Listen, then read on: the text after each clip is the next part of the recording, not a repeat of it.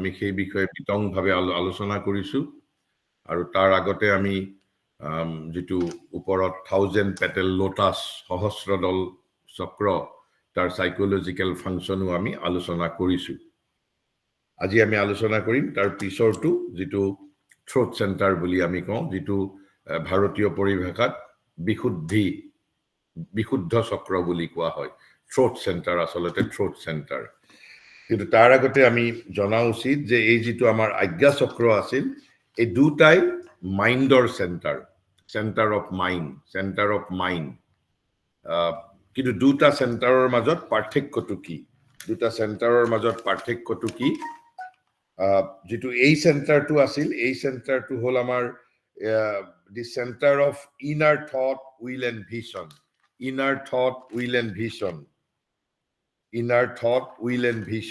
অৰ্থাৎ inner thought will and visionৰ centre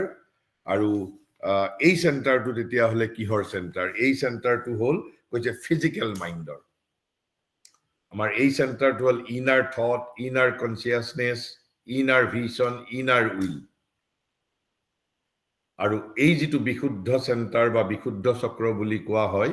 এই চক্ৰটো কৈছে দি throat centre is the center of the physical mind কৈছে the throat center is the center of the physical mind কৈছে the external will and the expression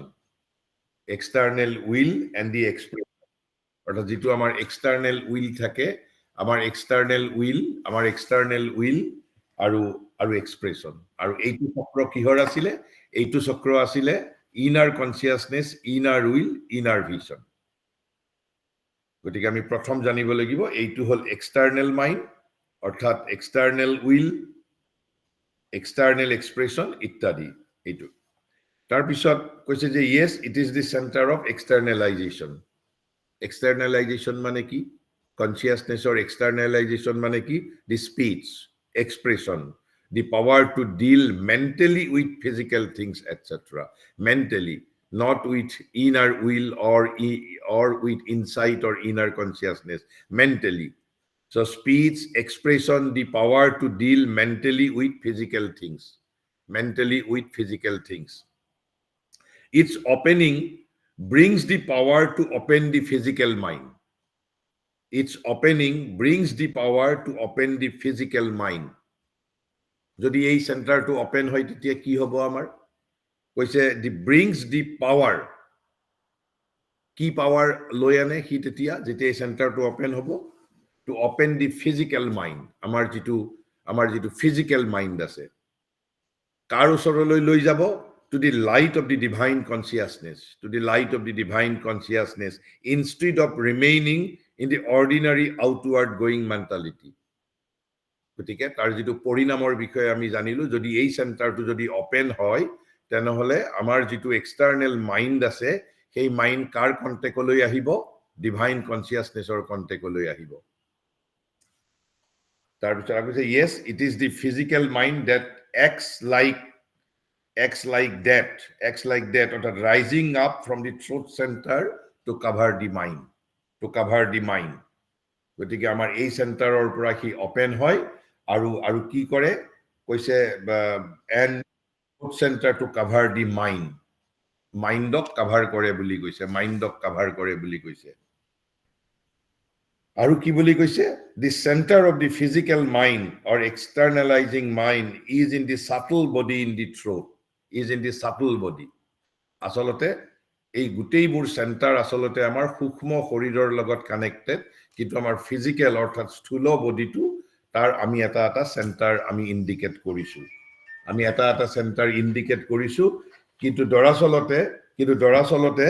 এই সেন্টাৰবোৰ the center of the physical mind and external mind is in the subtle body in the throat and connected strongly with the speech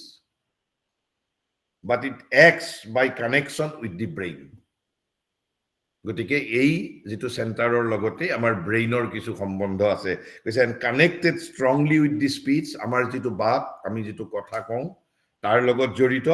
আৰু কৈছে but it acts by connection with the brain connection with the brain বুলি কৈছে connection with the brain all forces that want to cover the consciousness rise up to do it যিকোনো শক্তিয়ে যেতিয়া কনসিয়াসনেসক আবৃত কৰিব বিচাৰে কভাৰ কৰিব বিচাৰে তেতিয়া এই ধৰণেই কি কয় তেতিয়া এই ধৰণেই কামটো কৰে কেনেকে covering and acting on the mind centers if they can এই যেটো মনৰ যেটো সেন্টাৰ আছে সেই সেন্টাৰটোকেই কভাৰিং কৰি আৰু তাতেই কাম কৰি তাতেই ক্ৰিয়াশীল হৈ পেলাই কাম কৰে কিয় কৈছে যে because otherwise the covering is not complete গতিকে এই সেন্টাৰটো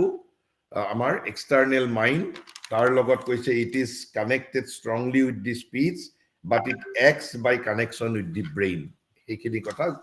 আমাৰ বাবে জৰুৰী কথা আৰু এটা হল এই সেন্টাৰটো হল inner consciousness inner will inner vision আৰু এই সেন্টাৰটো হল আমাৰ যেটো এক্সটাৰ্নাল উইল এক্সটাৰ্নাল ভিজন বা এক্সটাৰ্নাল এক্সপ্ৰেছন আৰু আমি এক্সটাৰ্নালাইজেশন বুলি কৈছো আৰু এক্সটাৰ্নালাইজেশন মানে কি speech expression the power to deal mentally with the physical things আৰু এই সেন্টাৰটো ওপেন হলে কি হ'ব ওপেন হলে যেটো আমাৰ ফিজিক্যাল মাইন্ড আছে ফিজিক্যাল মাইন্ডটো কাৰ সমীপলৈ আহিব কাৰ কন্টেক্টলৈ আহিব কৈছে ডিভাইন কনসিয়াসনেসৰ কন্টেক্টলৈ আহিব কিন্তু তাৰ পিছত কৈছে যদিও এই সেন্টাৰটোৰ পৰা স্পিচটো ডিটাৰমিন হয় বুলি কৈছে কিন্তু তাৰ মাজত কিন্তু এটা কথা আছে কি আছে কথা কৈছে speech come from the throat centre comes from the throat centre but it is associated with whatever is the governing center or level of the consciousness আমি যেটো চেতনাৰ স্তৰৰ মাজত থাকিম আসলতে আমাৰ যেটো বাক সেই সেন্টাৰটোৰ পৰাহে তাৰ পৰাহে জেনাৰেট হয় কিন্তু হি প্ৰকাশ হ'ব আমাৰ এই সেন্টাৰৰ জৰিয়তে কৈছে speech comes from the throat centre but it is associated with whatever is the governing center or level of the consciousness wherever one thinks from যদি কোনোবাই হাৰ্টৰ পৰা চিন্তা কৰিছে যেটো আমাৰ বাক সেই বাকৰ উৎপত্তি স্থলটো হাৰ্ট হ'ব কিন্তু প্ৰকাশ হ'ব এইটো সেন্টাৰৰ থ্ৰুদি কৈছে if one rises above the head অৰ্থাৎ যদি আমাৰ কাৰোবাৰ এই সেন্টাৰটো ওপেন হৈছে then thought takes place above the head চিন্তাৰ উৎপত্তিটো তাতে হ'ব তেতিয়া and one can speak from there that is to say the direction of the speech is from there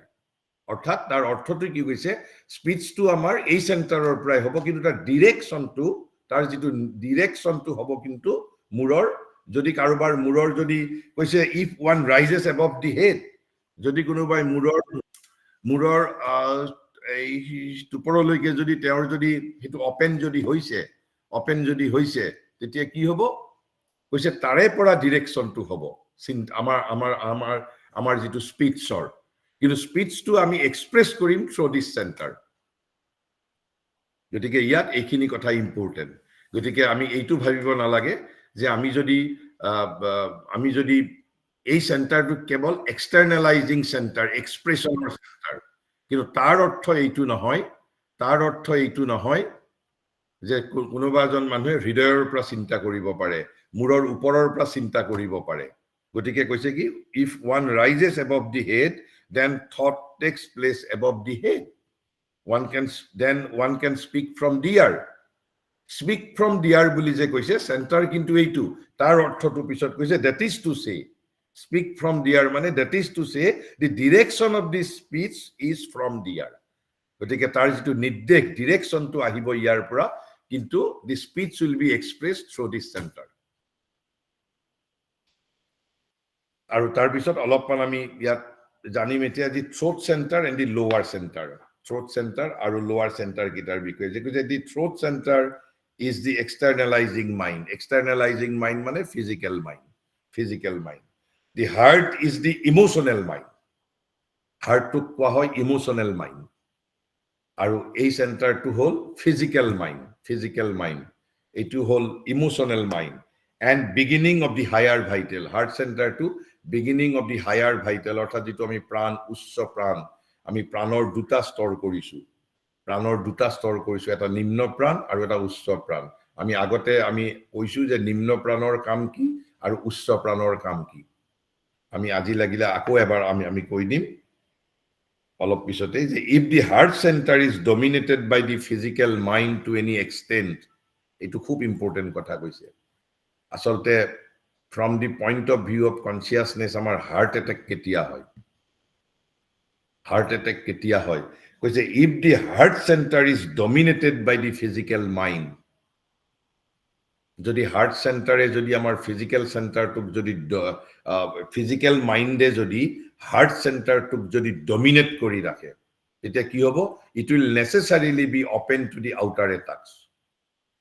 it will necessarily be open to the outer attacks. তেনেহলে কি কৰিব লাগিব? That effect the physical and nervous consciousness. গতিকে we cannot allow the heart center to be dominated by the physical center. Then which one should govern the heart center? Because the heart has to be in connection with the psychic and the higher consciousness. Psychic মানে আমার inner soul, my individual soul, inmost soul, psychic being. আমি সেই বিষয়ে যেটা psychological parts যেটা আমি আলোচনা কৰিম তেতিয়া আমি কৰিম। গতিকে ইয়াত এইটো খুব from এইটো মেডিকেল সায়েন্সে কি কব I am not aware, কিন্তু যেটো from spiritual science, from the science of consciousness, which we should not allow this center to be dominated by the physical mind. Again, আমি কেতিয়াবা বহুত কোনে নকয় যে খুব চিন্তা কৰা মানুহৰ হাৰ্ট এটেক হৈছে, কিবা হৈছে, যেতিয়া আমি একেবাৰে টেনশন হয়, কিবা হয়। গতিকে এই হাৰ্ট সেন্টাৰটুক যদি আমি কি যদি কৰিব পাৰো, দি heart has to be in connection with the psychic. যদি আমি আত্মাৰ লগত কানেক্ট কৰি ৰাখিব পাৰো, আত্মা আৰু উচ্চতৰ চেতনাৰ সৈতে, তেতিয়া এটি সেইভাবেই মহাৰিষিয়ে তেওঁৰ যোগৰ পদ্ধতিত এই সেন্টাৰটো আৰু এই সেন্টাৰটো খোলাৰ ওপৰত বেছি গুৰুত্ব দিছে। বাকি সেন্টাৰবোৰ খোলাৰ ওপৰত ইমান গুৰুত্ব দিয়া নাই। এই দুটা সেন্টাৰ খুলিলে, যিবোৰ সেন্টাৰ যেতিয়া খুলিব লাগিব, কি পৰিমাণে খুলিব লাগিব, এই দুটা সেন্টাৰে টেক কেয়াৰ কৰিব। কিয়? হাৰ্ট সেন্টাৰ খোলা মানেই সাইকিকৰ লগত টাচ হ'ব। Psychic will come into front and will govern our external being. তেতিয়া এইভাবে এই দুটা সেন্টাৰৰ ওপেন কৰাৰ ওপৰত বেছি গুৰুত্ব দিছে। গতিকে এইটো এটা খুব ইম্পৰ্টেণ্ট কথা কৈছে কি যে the throat centre is the externalising mind, the heart is the emotional mind and the beginning of the higher vital. If the heart center is dominated by the physical mind to any extent, it will necessarily be open to the outer attacks that affect the physical and nervous consciousness. The heart has to be in connection with the psychic and the higher consciousness. Psychic মানে আমাৰ অন্তৰাত্মা। অন্তৰাত্মাৰ সম্পৰ্কৰ লগত আমি তাক যিমান পাৰো connected কৰি ৰাখিব লাগে, যিমান সম্ভৱ। তাৰ পিছত কোৱা হৈছে কৈছে যে the center in the throat is that of the physical mind. Already we have discussed, and all between it and the center in the heart, তাৰমানে অৰ্থাৎ ইয়াৰ পৰা হাৰ্টলৈকে মাজৰ যিখিনি অঞ্চল কৈছে is the joining place of the mind and the vital emotional being. আমাৰ যিটো প্ৰাণিক আবেগিক সত্তা আছে আৰু যিটো আমাৰ মানসিক সত্তা আছে, তাৰ জয়নিং প্লেস বুলি কৈছে। এইখিনি জয়নিং প্লেস, কাৰণ এইটো হল হাৰ্ট সেন্টাৰ আৰু এইটো হল external mind centre. All between it and the centre in the heart is the joining place of the mind and the vital emotional being. এইবোৰ অলপ আমি যেহেতু psychology means self knowledge, psychology means study of consciousness, আমি অলপ আমাৰ ধাৰণা থাকিলেই যথেষ্ট। আৰ তাৰ পিছত যদি আমাৰ এসপিৰেশন থাকে, ইন্টেন্স এসপিৰেশন থাকে, আমি কিমান দূৰলৈকে যাম, কিমান দূৰলৈকে আমি এইবোৰৰ জ্ঞান আমাৰ জ্ঞান উন্মেষ হ'ব, গোটেইবোৰ কথা স্বয়ংক্ৰিয়ভাৱে হ'ব। The heart is the center of the emotional being, the highest part of the vital. যদিও বহুতে আমাৰ প্ৰাণ, যেটো আমি শৰীৰ মন প্ৰাণ, আমাৰ তিনটা সাইকোলজিক্যাল পাৰ্ট, যেটো আমি ইয়াৰ পৰৱৰ্তী সময়ৰ পৰা আলোচনা কৰিম, আৰু প্ৰাণ মানে কি আমি ইতিমধ্যে আলোচনা কৰিছো আৰু বিতংভাৱে কৰিম এই প্ৰাণ নামৰ তত্ত্বটোৱে আমাৰ আটাইতকৈ ডিস্টাৰ্বিং তত্ত্ব প্ৰাণ যিটো তত্ত্ব বুলি আমি কওঁ আৰু কৈছে যে এইটো ইমোশনাল বিং আমাৰ heart centre is the emotional being highest part of the vital বহুতে হাৰ্টৰ চেণ্টাৰটো প্ৰাণৰ চেণ্টাৰ বুলি নধৰি এটা সুকীয়া চেণ্টাৰ বুলিও ধৰে কিন্তু যদি আমি আমাৰ বাহ্য সত্তাটো কেৱল তিনিটা ভাগত ভাগ কৰোঁ শৰীৰ মন আৰু প্ৰাণ তেতিয়া কিন্তু তাক আমি উচ্চতৰ প্ৰাণৰ এটা অঞ্চল বুলিয়েই ধৰিব লাগিব কিন্তু কেতিয়াবা কেতিয়াবা তাক হাৰ্ট চেণ্টাৰটো পৃথকভাৱেও ধৰা হয় প্ৰাণৰ লগত ধৰা নহয় গতিকে কি বুলি কোৱা হৈছে highest part of the vital বুলি কোৱা হৈছে প্ৰাণৰ একেবাৰে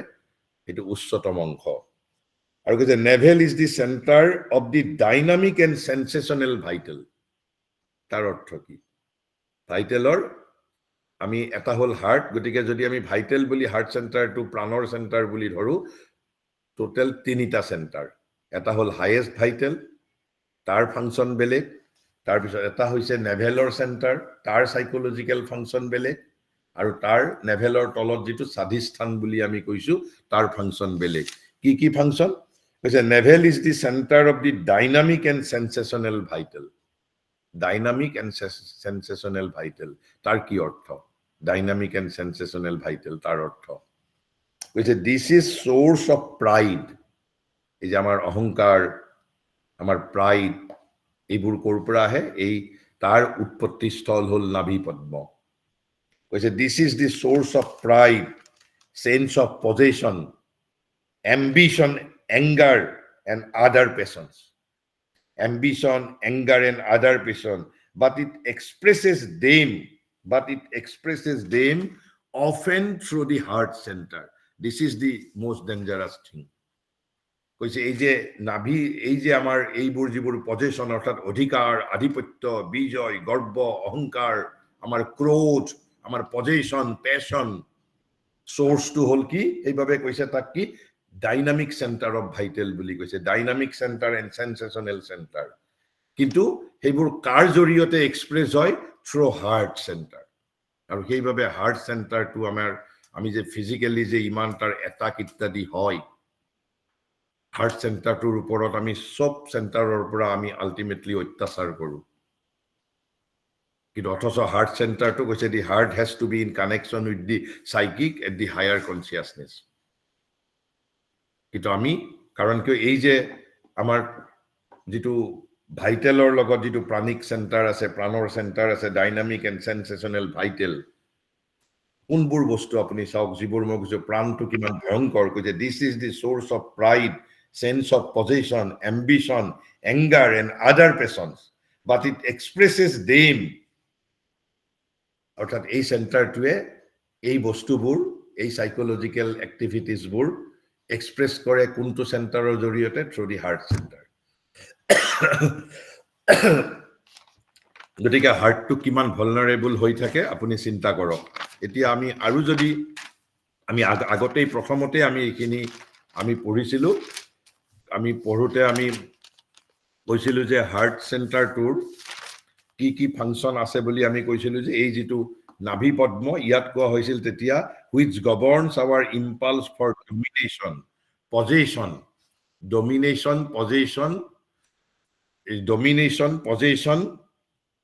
and conquest and ambition etc অধিকাৰ আধিপত্য বিজয় এই কংখ ৰাৱণ এনেকুৱা যিবোৰ মানুহ আছিল বিশেষকৈ অসুৰ বিলাকৰ এই centre is very much open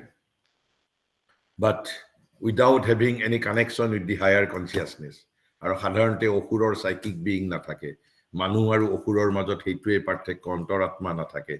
সেইভাবেই আমি অসুৰৰ পৰা আমি বিবেকী সিদ্ধান্ত আমি বিবেকৰ সিদ্ধান্ত দেখিবলৈ নাপাওঁ আসলতে বিবেকটো আমাৰ এই অন্তৰাত্মাৰেই এটা প্ৰতিনিধি আমি যেতিয়া আলোচনা কৰিম কম এই যে আমি বিবেক বুলি যেটো আমি কওঁ অসুৰৰ মাজত বিবেক নাই আৰু এই অন্তৰাত্মা কেৱল ব্যক্তিৰে নহয় এখন দেশৰো অন্তৰাত্মা থাকে মই পিছত বাৰু কম দেশৰ অন্তৰাত্মাটো খালি কালেক্টিভ সাইকিক বিং কালেক্টিভ আৰু আমাৰটো ইন্ডিভিজুৱেল কৈছে পৃথিৱীৰ সমগ্ৰ দেশৰ ভিতৰত চাইনা শ্ৰী মায়ে কৈ গৈছে, মই কোৱা নাই। তেওঁ কি হিচাপে কৈছে আমি সেইটো বিচাৰ কৰিব নোৱাৰো। কৈছে পৃথিৱীৰ দেশবিলাকৰ ভিতৰত একমাত্ৰ চাইনাই একমাত্ৰ দেশ যাৰ অন্তৰাত্মা নাই। অৰ্থাৎ এক প্ৰকাৰ ক'বলৈ গ'লে আসুৰিক এটা অসুৰ বা দানৱ। গতিকে চাইনা কেন ডু এনিথিং। চাইনাৰ পৰা আপুনি বিবেক, আপুনি সুচিন্তিত সিদ্ধান্ত, বিবেক আপুনি দেখিবলৈ নাপাব। কি দেখিবলৈ পাব? কেৱল অধিকাৰ, আধিপত্য, বিজয় এইবোৰেই দেখিবলৈ পাব। সেইকাৰণে to deal with China is very difficult. অসুৰৰ লগত যেনেকৈ ডিল কৰাটো সমস্যা। মানুহক মানুহ কৰি ৰাখিছে এতিয়াও আমাৰ যিটো অন্তৰাত্মা, because it is the divine element within us. গতিকে এইটো হ'ল তাৰ কনকুৱেষ্ট, এম্বিশ্যন, ডমিনেশ্যন, পেশ্যন। কিন্তু কৈছে অৰ্থাৎ যে পজিশ্যন, এম্বিশ্যন, এংগাৰ এণ্ড আদাৰ পেশ্যনছ। কিন্তু আটাইতকৈ ডাঙৰ কথাটো হৈছে এই চেণ্টাৰটোৱে, যিটো নেভেল চেণ্টাৰটোৱে এই চাইক'লজিকেল এক্টিভিটিজবোৰ বা চাইক'লজিকেল ফাংচনবোৰ এক্সপ্ৰেছ কৰে, এক্সপ্ৰেছ দেম অফেন থ্ৰু দি হাৰ্ট চেণ্টাৰ। আৰু তাৰ তলৰ যিটো চেণ্টাৰ, সেইটোক আমি কি বুলি কৈছিলো? স্বাধিষ্ঠান বুলি কৈছিলো। অৰ্থাৎ the centre between the navel and the Muladhara. Muladhara is the last centre. স্বাধিষ্ঠান অৰ্থাৎ নিম্ন প্ৰাণ, লোৱাৰ ভাইটেল বুলি কোৱা হৈছে। তাৰ কাম কি? তাৰ কামটো নিশ্চয় অলপ বেলেগ হ'ব লাগিব। হায়াৰ ভাইটেলৰ নেভেলৰ চাইক'লজিকেল ফাংচনটো আমি ক'লো যে পজিশ্যন, কনকুৱেষ্ট, ডমিনেশ্যন, এম্বিশ্যন, এংগাৰ এইবোৰ। আৰু এই নিম্ন প্ৰাণটোৰ কাম কি? হৈছে ডেজায়াৰ, স্মল গ্ৰীডছ, পেশ্যন এটচেট্ৰা। গতিকে দুটাৰ মাজত পাৰ্থক্য আছে। অৰ্থাৎ কোৱা হৈছে কি যে তলৰ চেণ্টাৰটোৱে কি কৰে? ক'বলৈ গ'লে জেলাচি, এনভি, ডেজায়াৰ, গ্ৰীড এণ্ড টু চাম extent anger also. Anger both higher যে নেভেলৰ পৰাও হ'ব পাৰে আৰু স্বাধিষ্ঠানৰ পৰাও হ'ব। কিন্তু এই দুটাৰ মাজৰ যিটো তাৰ চাইক'লজিকেল ফাংচনৰ মাজত আপুনি পাৰ্থক্য দেখিবলৈ পোৱা গৈছে।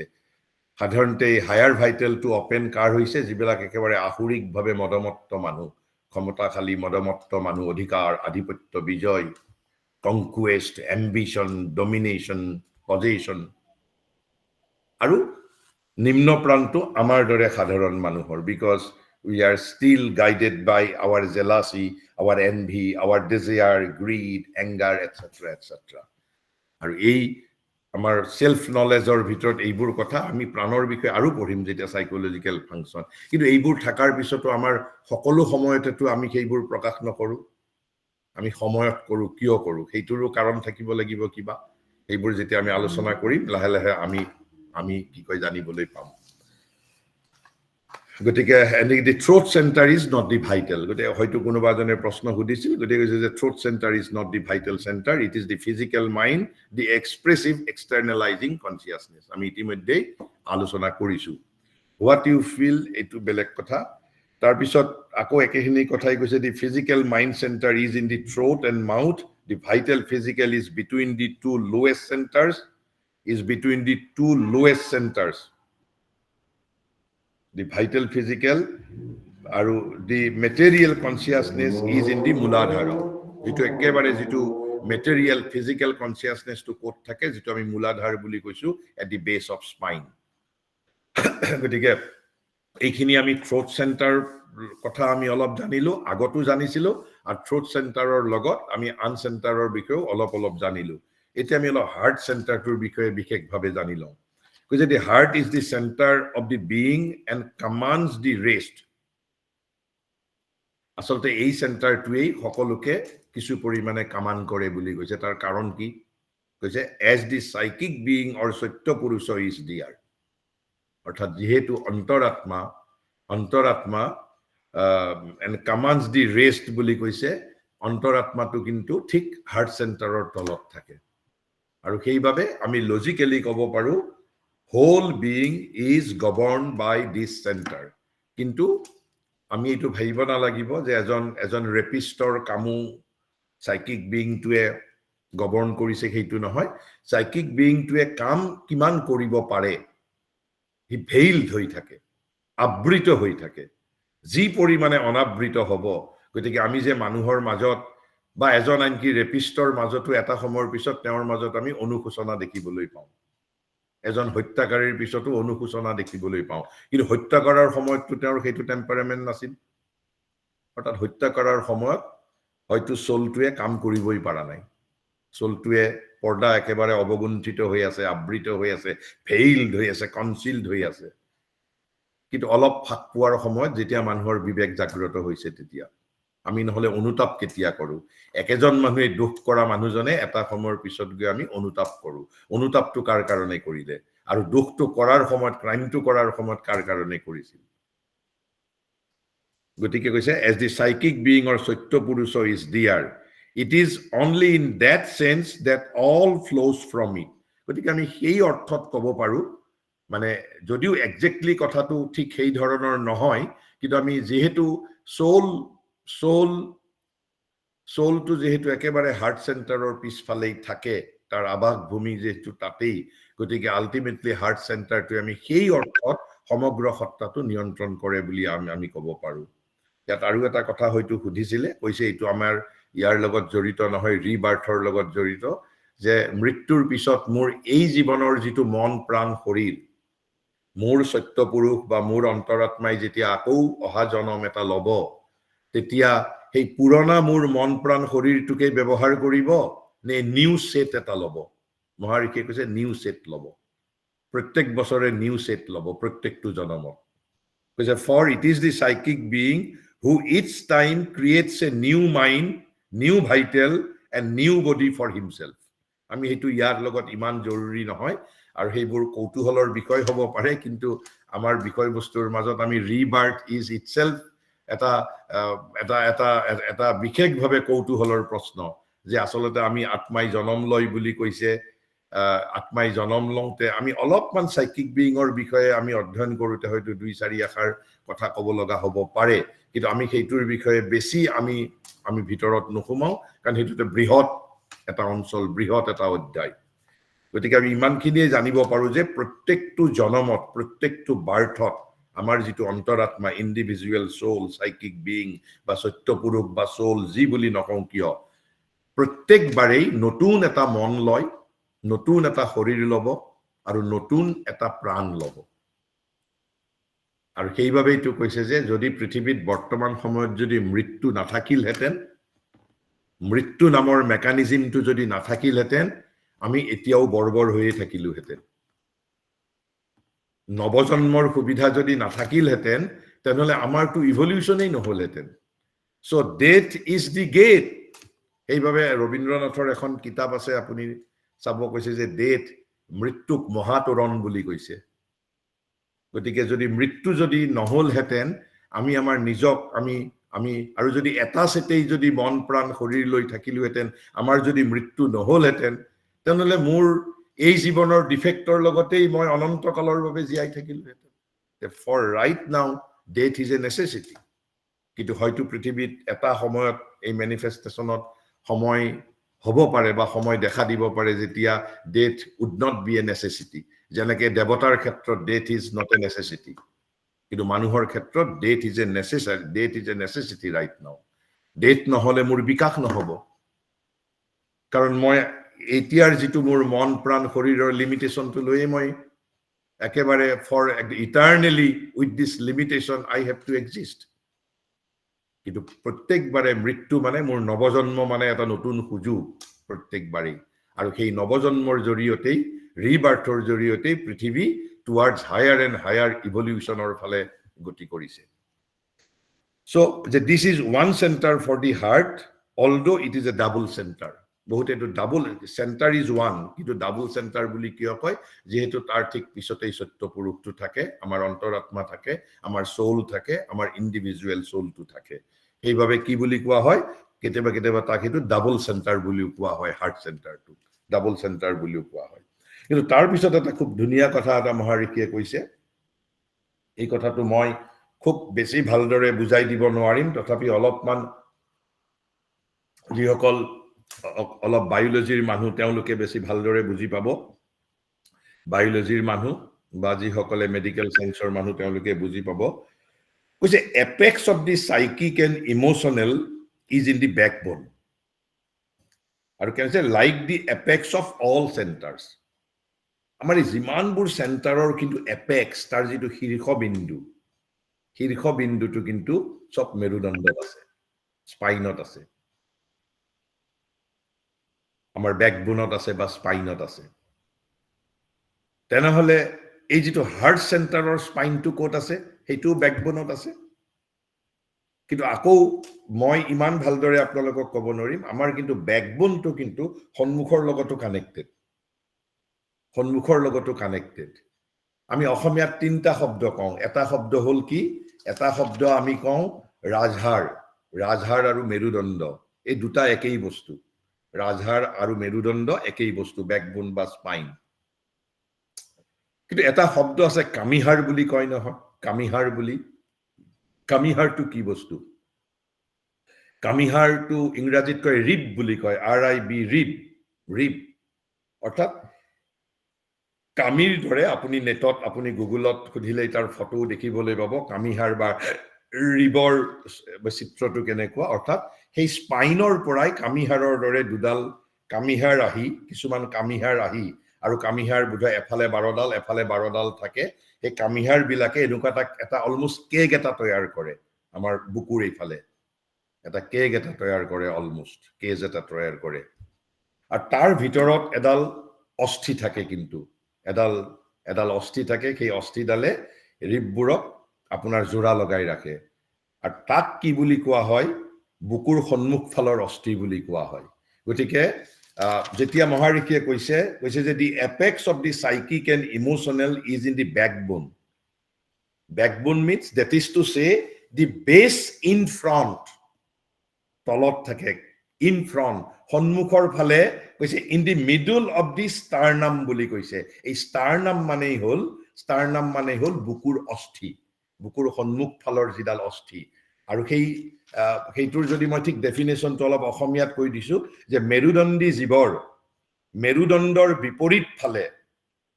মেৰুদণ্ডী জীৱৰ কিন্তু মেৰুদণ্ড নোহোৱাৰ নাই যিবিলাক মেৰুদণ্ডী জীৱ আমি যেহেতু মেৰুদণ্ডী জীৱ মেৰুদণ্ডীৰ বিপৰীত ফালে অৰ্থাৎ সন্মুখৰ ফালে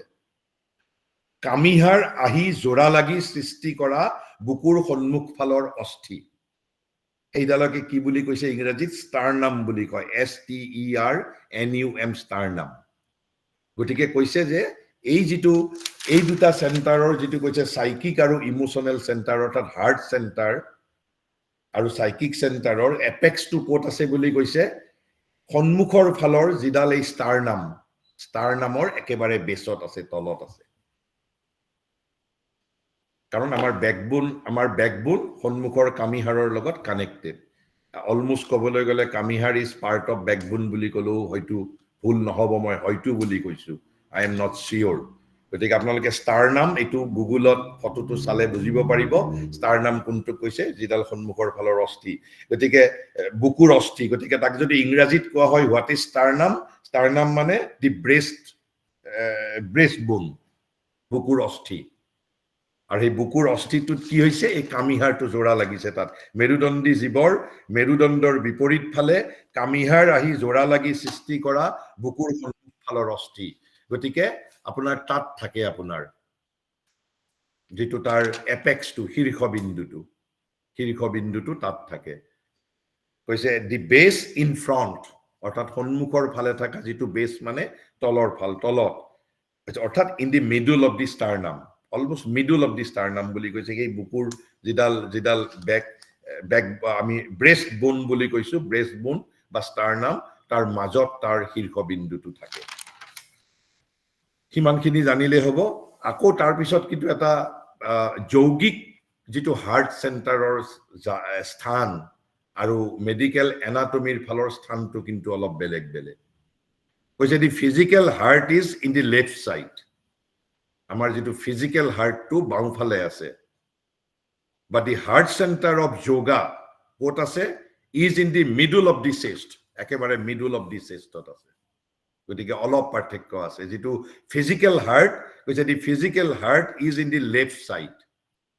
but the heart center of yoga is in the middle of the chest the cardiac center এটো cardiac center বুলি কৈছে আমি ইমানখিনিয়ে জানি থলে হল আমাৰ বাওঁফালে থাকে হাৰ্টটো হাৰ্টটো বাওঁফালে থাকে যিটো ফিজিকেল হাৰ্ট আৰু যিটো আমি হাৰ্ট চেণ্টাৰ বুলি কৈছো যোগৰ যিটো heart centre of yoga is in the middle of দি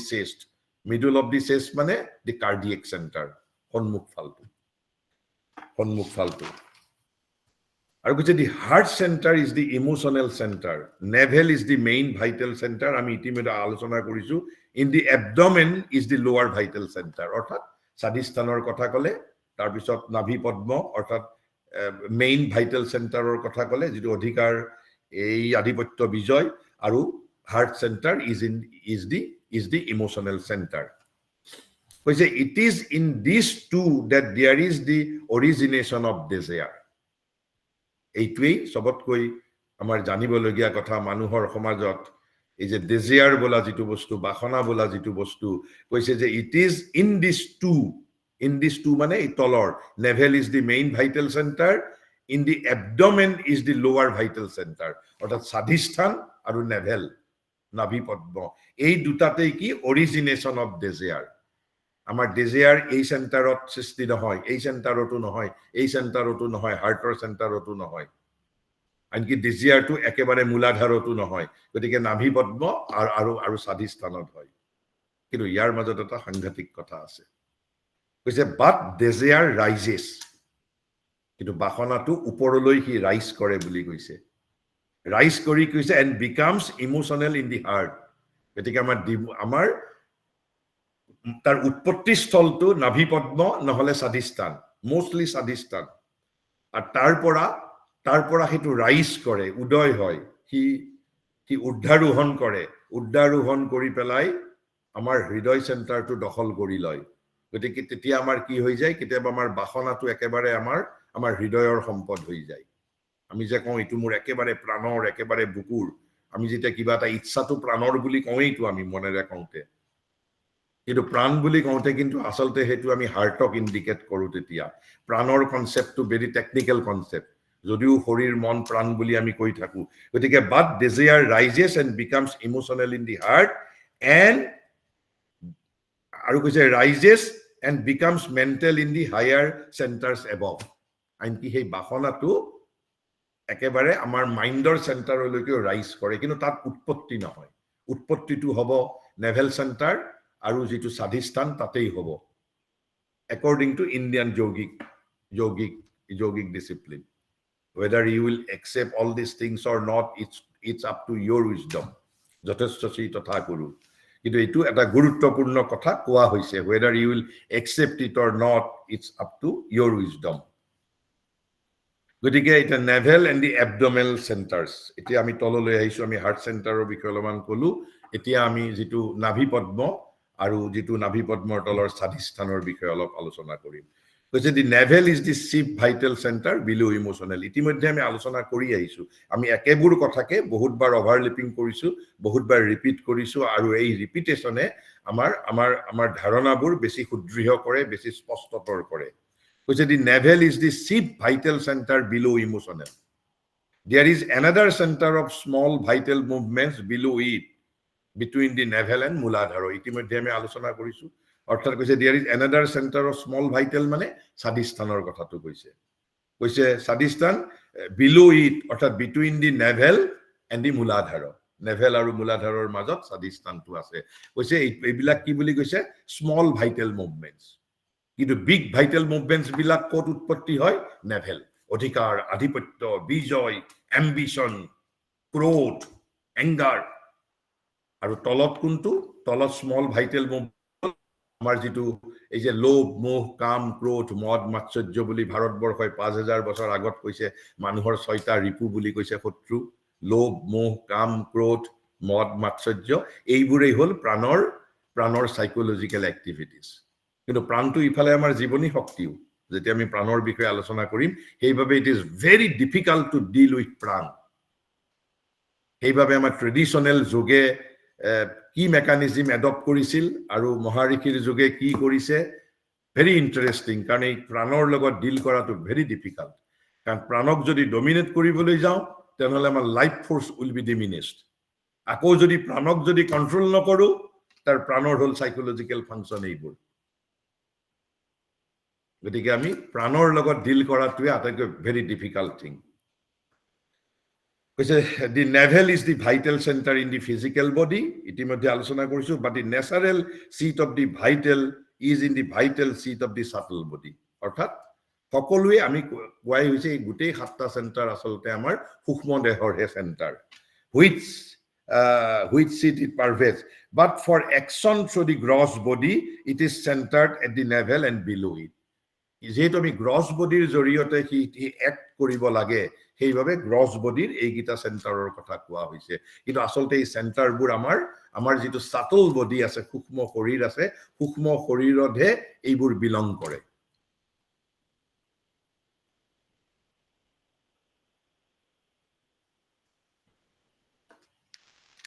তেতিয়াহলে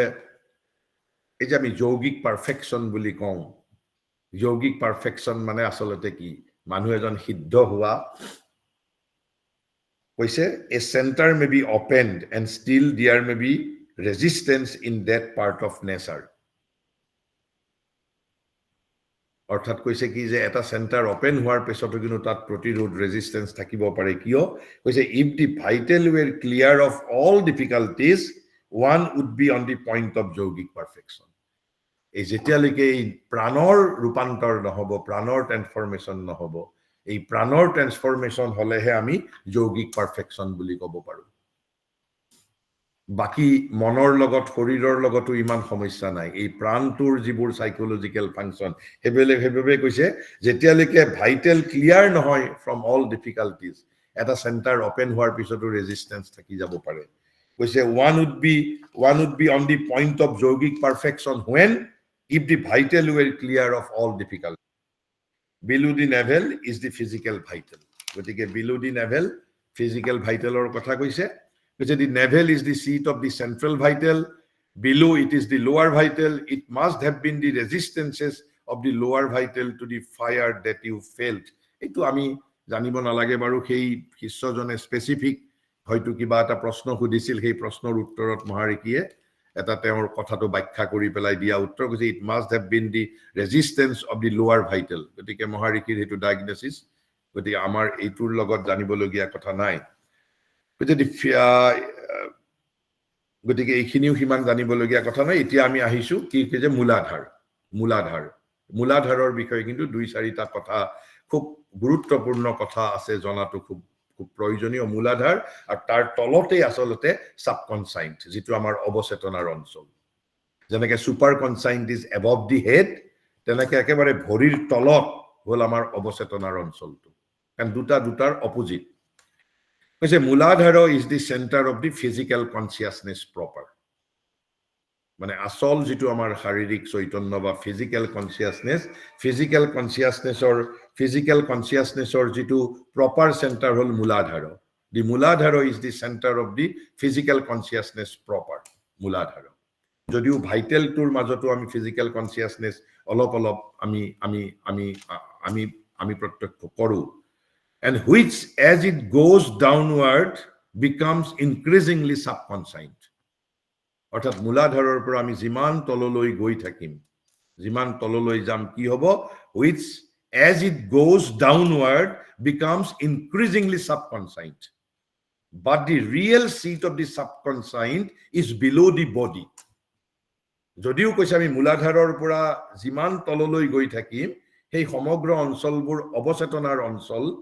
সাবকনসাইন্টৰ অঞ্চল সাবকনসাইন্টৰ কাৰণে কোনো সেন্টাৰ নাই সাবকনসাইন্টৰ খালি এটো ৰিজন বুলি কোৱা হৈছে কিন্তু সাবকনসাইন্টৰ একচুৱেল সিটটো কিন্তু কি বুলি কৈছে বিলো দি বডি বুলি কৈছে অৰ্থাৎ একেবাৰে ভৰিৰ তলত ভৰিৰ তলুৱাৰ তলত কৈছে but the real seat of the subconscient is below the body as the real seat of the higher consciousness is above the body গতিকে ঠিক যি ধৰণে যেটো আমাৰ হায়াৰ কনসিয়াসনেস আমি 1000 পেটেল লোটাস টু কি বুলি কৈছো জাস্ট এবভ দি হেড ঠিক তাৰ উলটা ধৰণে তাৰ অপোজিটটো হল সাবকনসাইন্টটো কোট একেবাৰে ভৰিৰ তলৰ অঞ্চল কিন্তু আমি যদি মূলাধাৰৰ পৰা যিমানে তলত যাম কি বুলি কৈছে which as it goes down becomes increasingly subconscious গতিকে ফিজিক্যাল কনসিয়াসনেসৰ সেন্টাৰ মূলাধাৰ অৰ্থাৎ যিটো at the base of the spine back সাইডৰ একদম আৰু কৈছে at the same time the subconscient can be felt anywhere কিন্তু যদিও কৈছে যে সাবকনসাইন্টৰ মেইন অঞ্চলটো বিলো দি মূলাধাৰ আৰু মোৰ স্পেসিফিক্যালি বিলো দি বডি কিন্তু কৈছে তাৰ কিন্তু পৰিণামটো তাৰ প্ৰভাৱটো ইনফ্লুৱেন্সটো আমি সমগ্ৰ শৰীৰতে আমি আমাৰ মনৰ লগতো আমি ফিল কৰিব পাৰো হাৰ্টতো ফিল কৰিব পাৰো সকলোতে ফিল কৰিব পাৰো এইবোৰে ইম্পৰ্টেন্ট কথা জানিবলগীয়া কৈছে at the same time the subconscient can be felt anywhere but as something below the movement of the consciousness and in a way supporting it from beneath or else drawing the consciousness down towards itself গতিকে কিন্তু তাৰ সোৰ্সটো কিন্তু ভৰিৰ তলতেই কি যদি মনৰ অঞ্চলত যদি গৈ প্ৰভাৱ বিস্তাৰ কৰিছে মনক কি ডাউনৱাৰ্ড ই টানিবৰ বাবে যত্ন কৰিব আৰু তাৰ পৰাই মানে মুভমেন্টৰ যেটো কৈছে যে যেটো কৈছে but as something below the movement of the consciousness supporting it from beneath যদিও আমি মনৰ লেভেলত অবচেতনাৰ প্ৰভাৱটো আমি অনুভৱ কৰিম কিন্তু তাৰ উৎপত্তিটো কিন্তু তাৰ নিজৰ অঞ্চলৰ পৰা the subconscious is the main support of all habitual movements আমাৰ যিমান habitual movement আছে আমি যে কিছুমান মানুহৰ কিছুমান বিশেষ বৈশিষ্ট্যৰ কথা কওঁ এই মানুহজনৰ অমুক ধৰণৰ এই মানুহজন তমুক ধৰণৰ তেওঁ কনসিয়াসলি সেইবোৰ বিহেভ নকৰে these are all subconscious expression এইভাবে কৈছে the subconscious is the main support of all habitual movements আমি subconscious বিষয়ে inconscious বিষয়ে superconscious surface conscious অৰ্থাৎ শৰীৰ মন প্ৰাণ এইবোৰ আমি parts of being from next session in a very detailed manner আকৌ আমি আলোচনা কৰিম তাৰ পিছতহে আমি psychological disturbanceত যাম আমি কৈছে the subconscious is the main support of all habitual movements especially the physical and lower vital movements কোনটো এই যে লোভ মোহ কাম ক্ৰোধ মদ মাৎসৰ্য মানে jealousy envy greed anger desire আসলতে এইবোৰ আমাক আসলতে এইবোৰ সাবকনসাইন্টৰ পৰা we are being influenced always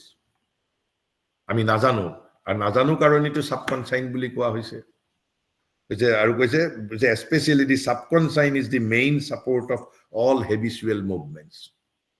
subconscious to main support especially the physical and lower vital movements physical আৰু যেটো আমাৰ physical conscious physical movement মানে যেটো আমাৰ sexual urge ইত্যাদি আৰু যেটো lower vital movements desire greed envy jealousy anger এইবোৰ আমাৰ তাৰ সাপোৰ্ট টু কি তাৰ support system to whole subconscient when something is thrown out of vital or physical আমি যেটা ফ্ৰয়েডৰ কথা পঢ়িছিলো তেতিয়াও আমি ফ্ৰয়েডেও অলমোস্ট এই ধৰণৰ কথা কৈছে ফ্ৰয়েডে হেতু অলপ বেছি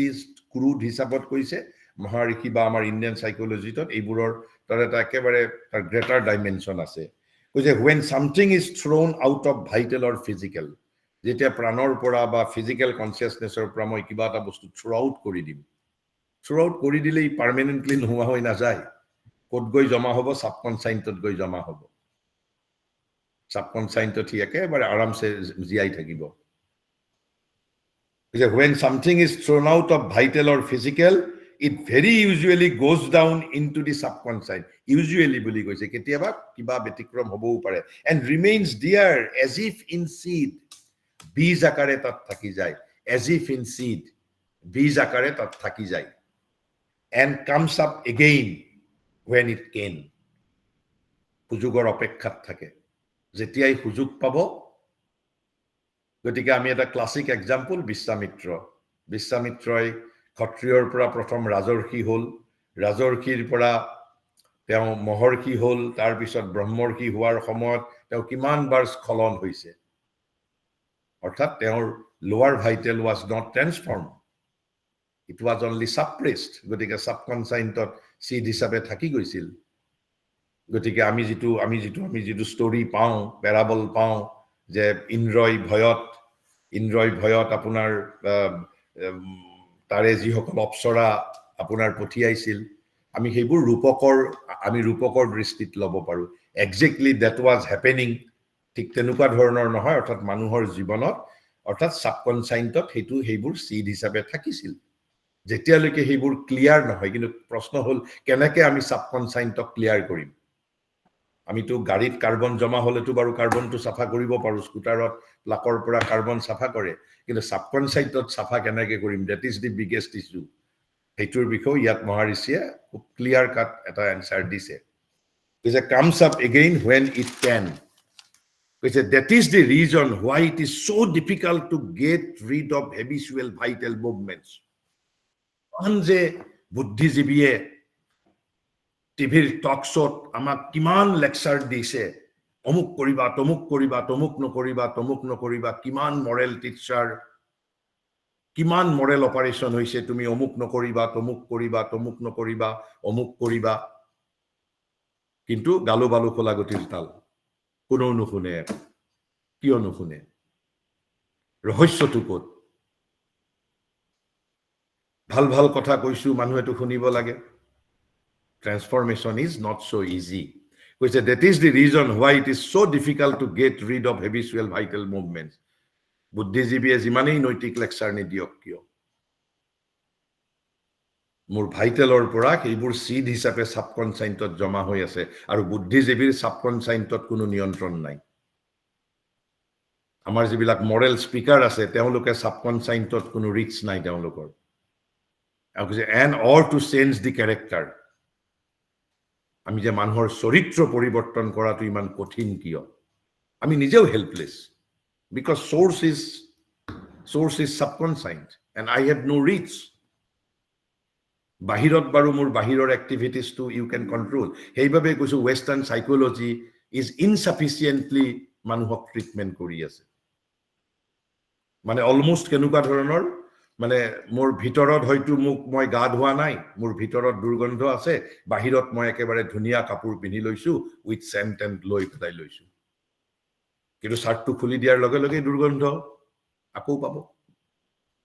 গতিকে কৈছে যে for supported or refreshed from this source কৈছে having repressed and having supported from this source মানে subconscious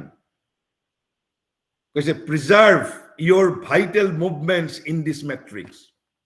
all our vital movements যিবোৰ এই কাম ক্ৰোধ লোভ মোহ মদ মাৎসৰ্য আমাৰ জেলাসি আমাৰ ক্ৰোধ আমাৰ গ্ৰীড আমাৰ অধিকাৰ আধিপত্য বিজয় আমাৰ প্ৰত্যেকৰে আছে হয়তো ৰাইট নাও মোৰ সাপ্ৰেসড হৈ আছে কাৰণ অপৰচুনিটি মোৰ নাই মই যদি কালি চিফ মিনিষ্টাৰ হৈ যাওঁ মই তেতিয়া অধিকাৰ একেবাৰে বিজয় মই যদি কংখৰ দৰে পজিশন পাই যাওঁ কাৰণ তেতিয়া এটা অনুকূল পৰিবেশ পোৱা যাব কাৰণ মোৰো সাবকনসাইন্টত হেতু আমি অতীতৰ পৰা এই যেটো অধিকাৰ আমাৰ যেটো পজিশন কনকুৱেষ্ট ডমিনেশন এইবোৰ আমাৰ ভিতৰতো আছে নহলে আমি কিয় আজিকালি যিবোৰ বিষয়া মই তেওঁলোকক শুভেচ্ছা জনাইছো কিমান চাকৰি পাইছে অফিচাৰ আমি হয়তো 5 বছৰ পিছত 6 বছৰ পিছত তেওঁলোকৰ বিষয়ে আমি বেলেগ ধৰণৰ পেপাৰত আমি বাতৰি কাকতত আমি নিউজ পঢ়িবলৈ পাম কাৰণ বুদ্ধিৰ লগত প্ৰকৃতিৰ কোনো সম্বন্ধ নাই নহয় আমি যেতিয়া সিলেক্ট কৰোতে মানুহ এজনক কাৰণে এই যে কৈছে আমাৰ এই দৃষ্টিটো ওপেন হোৱা নাই গতিকে আমি ইনাৰ ক্যাৰেক্টাৰটো নাজানো সব যিমান ভাইটেল মুভমেন্ট সিড আকাৰে সাবকনসাইন্টত ষ্ট'ৰ হৈ আছে যেতিয়া আমি পাৱাৰ পাম যেতিয়া মই সহি নকৰিলে আপোনাৰ কাম নহব মই পাৱাৰ পাম তেতিয়া ভিতৰৰ সাবকনসাইন্টত থকা যেটো ডমিনেশন কনকুৱেষ্ট পজেশন পাৱাৰ এইবোৰৰ ঠিক তেতিয়া হার পানী পাব অলপমান তেতিয়া গতিকে এই আমি সাইকোলজিটো যদি নাজানো সেলফ আমি নলেজটো যদি নাজানো আমি অকল ল ইকোনমিক্স পলিটিক্যাল সায়েন্সেৰে আমি মানুহৰ লগত ডিল কৰিব নোৱাৰো preserve in this matrix your vital movements even suppressed or repressed surge up again and recur কিয় তাৰ কাৰণটো এটা কৈছে the action of the subconscious is irrational most important মই কৈছো আজি আপুনি টেক হোম কৈছে the action of the subconscious is irrational mechanical repetitive এই যে আমি যুক্তিৰ নামত শপত খাওঁ যুক্তিনিষ্ঠ সমাজ গঢ়িব লাগে যুক্তি region has no access subconsciente মানে ৰিজনক বৃদ্ধাংগুষ্ট দেখুৱাই দিব নুশুনে subconsciente because subconscient is irrational it does not listen to reason একেবাৰে মই যেটো শব্দ কৈছো মহাৰিষি কেইখাৰ বাক্য কৈছে it does not listen to reason and the mental will আপুনি মনেৰে যিমানেই নকক যিমানেই সংস্কাৰ নিদিয়ক it does not listen to কেন হলে where is the solution subconscientক আমি কেনেকৈ ৰূপান্তৰিত কৰিম প্ৰথমটো you have to aspire for always this is the permanent solution you have to be conscious of you have to aspire for you have the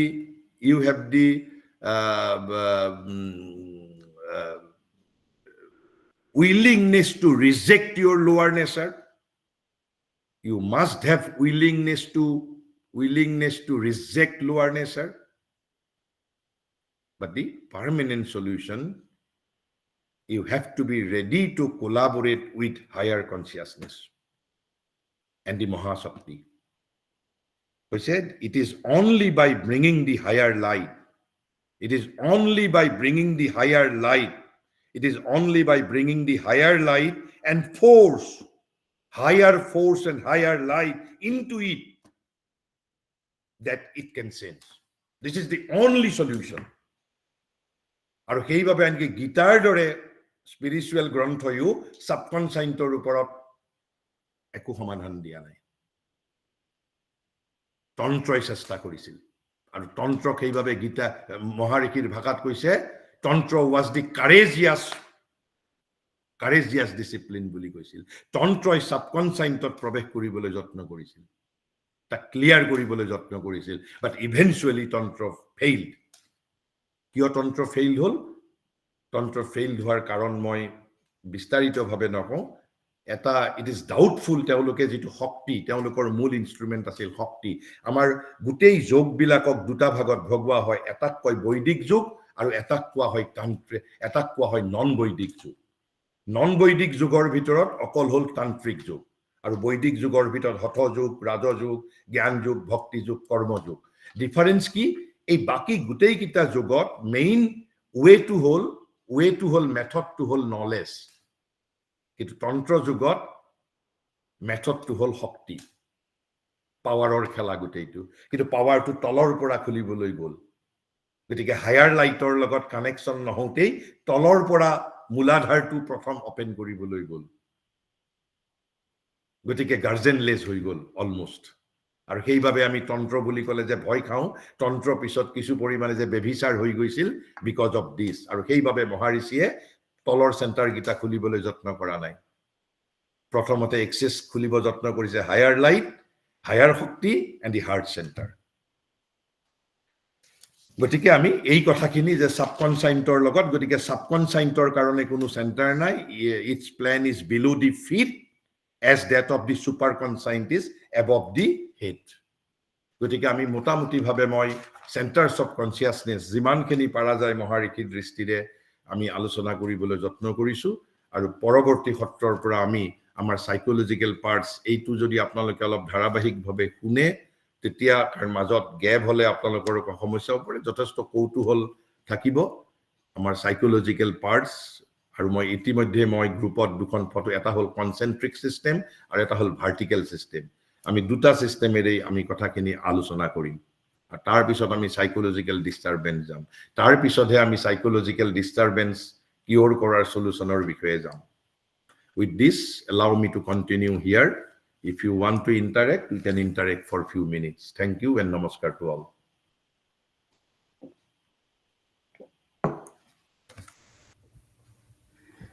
If there is any sort of comment or thoughts on today's lecture, I would request the participant to please continue. Otherwise, we can move on to the closing of this session.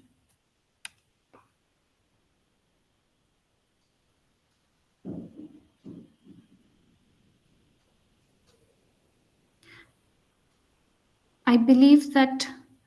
we can conclude today's session. Yes. In order to make the closing remark, I would like to encapsulate today's lecture. Today's lecture began with the center of consciousness, in which Sir have spoken about the center of mind, center of speech. In the center of mind, he basically have started with saying that there are two different centers: the inner thoughts and the physical mind. Physical mind, which is also the center of externalization, the power to deal with the mentality of physical things and to open physical mind.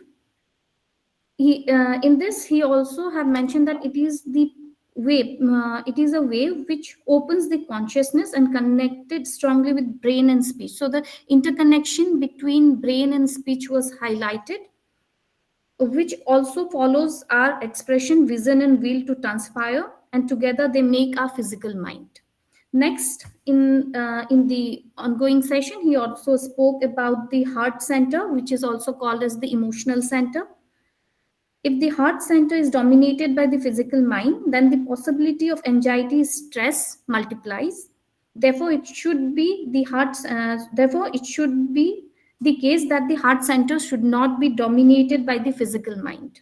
It is always beneficial to connect heart center with the psyche and the higher consciousness. Next was Psychic being, or our inner soul. You can say in that way. okay, psychic being and the Psychic inner being, soul. or you can say Antaratma, or the inner soul, or the individual soul, or simply soul. Yeah. Simply soul. Thank you, sir. Then there is also the Center for Higher Vitals, which deals with anger of the body, and the lower vital, which is Center for Jealousy and the Greed. On this, the reference was also made toward how Sri Aurobindo understood the departation of the soul when the body is disconnected with the soul, and how the soul again takes up new forms in each birth. At the end, it was the layer of the subconsciousness, the Muladhara, that was being discussed, and the center of which is the center of physical consciousness. As it goes downward, the physical consciousness is situated at the lowest most part of the body, below the feet, which becomes the subconscious. It is the seat below the body, like the higher consciousness is situated above the body, which is also the Above the center head. Above the above the head, head. which is also the habitual action of the people, from the habitual action of the people. I hope I have encapsulated today's lectures. Almost. Okay. Thank you, sir. Yes. With this, I would like to thank all our participants for joining us today. Thank you all. Have a good weekend. Good night. Thank you. Namaskar. Thank you, and good night to all.